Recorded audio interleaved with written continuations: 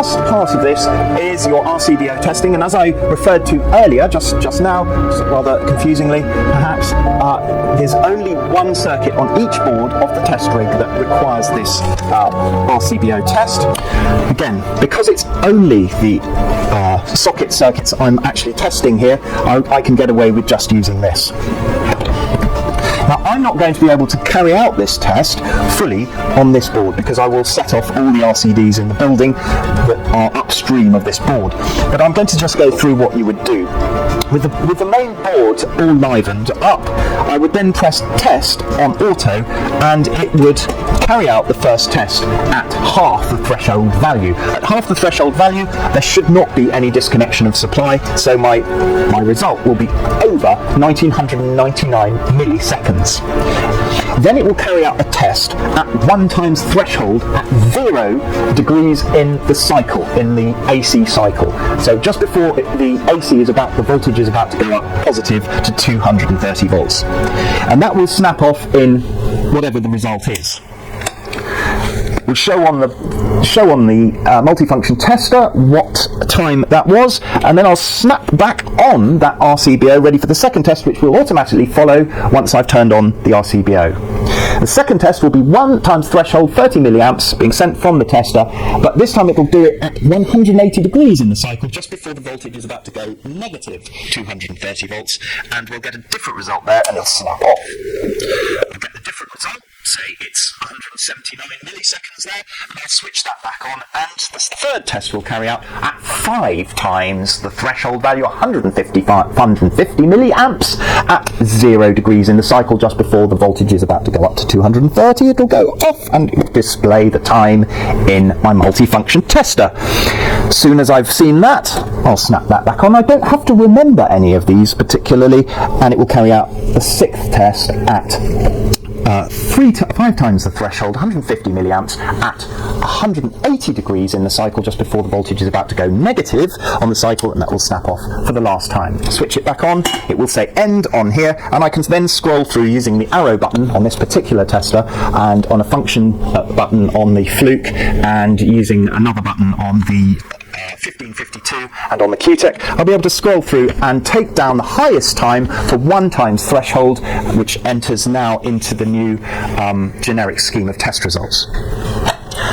So with that, I've finished all my live testing, I've finished all my polarity, I've gone through the sequence of tests, which I'll put in that order, for the answer being safety. So if I've carried out a link test, then following that with an insulation resistance test ensures that I've taken the link lead out before I liven the board, and that is why the sequence of tests is in that sequence. It's to do with safety. Points to remember. Continuity of protective conductors, including main protective equipotential bonding. I carried out a long lead test when I didn't see the BS951 clamp on that, and I carried out a long lead test after I had safe isolated the board and taken the front off. I carried out a long lead test on all these extraneous metal parts. I carried out my visual observations, looking for cracks and damage accessories, and noting any accessories that had adjoined loads such as USB sockets. And also don't forget to go up into the loft and check there aren't any TV amplifiers or anything such like. And I turn off all the fused connection units that have neons in them ready, so that I can carry out a global insulation resistance test when the time comes. Turning on all the light circuits, and if need be, identifying which lights are operated by which MCBs in order that I can identify the circuits in my board.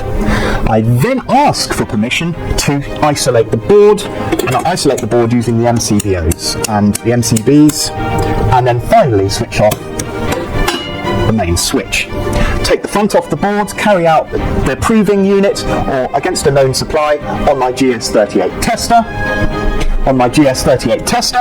and then I carry out safe isolation, earth probe to line, and then take the line out, put it into the neutral, take the earth off and put it into the line. At no point do I have wanging about probes with 230 volts on the end of it. I then retest that using a known supply. Remember, the top of the main switch is the live part, and the isolated part is the load side where I'm actually doing the safe isolation testing.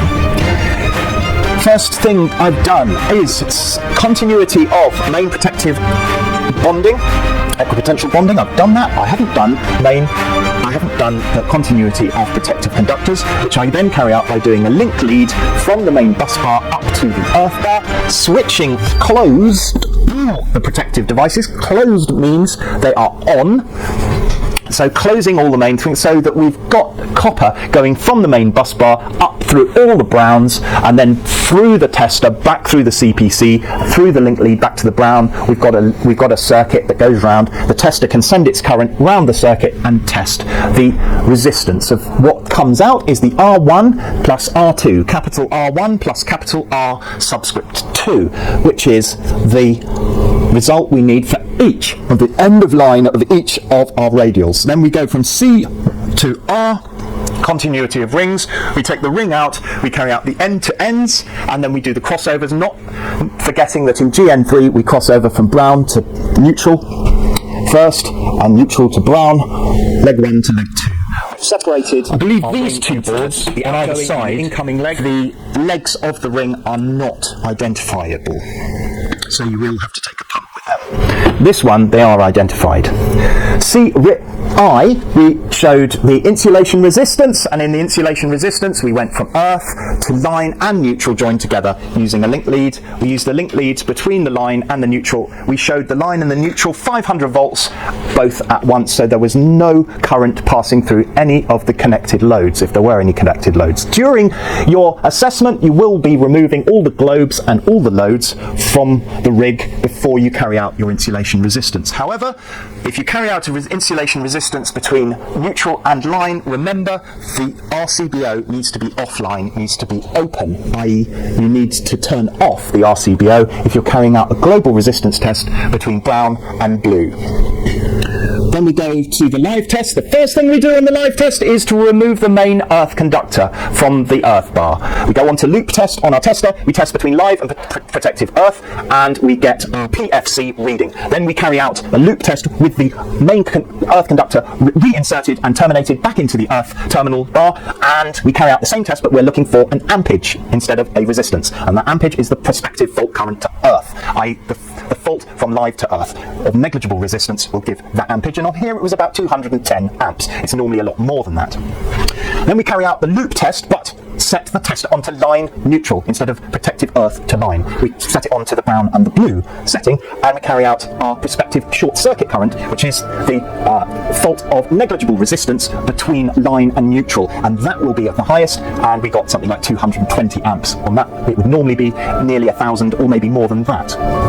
We carried out all those tests. We then put the board back together. We liven it all up by switching on the main switch first under no load, and then all the MCBs, and we carry out our ZS tests if we need to do those ZS tests at every end of line of every circuit. Then we carry out, after our ZS tests, we go to the RCBO or the RCDs and carry out the millisecond test to see what the disconnection time is for given threshold currents going through the RCBO or the RCD. We do that by looking at both 0 and 180 degrees in the cycle, like just before it's about to go to positive 230 and just before it's about to go negative 230. Those are our tests, our sequence of tests. Thank you for watching, and I'll see you next time.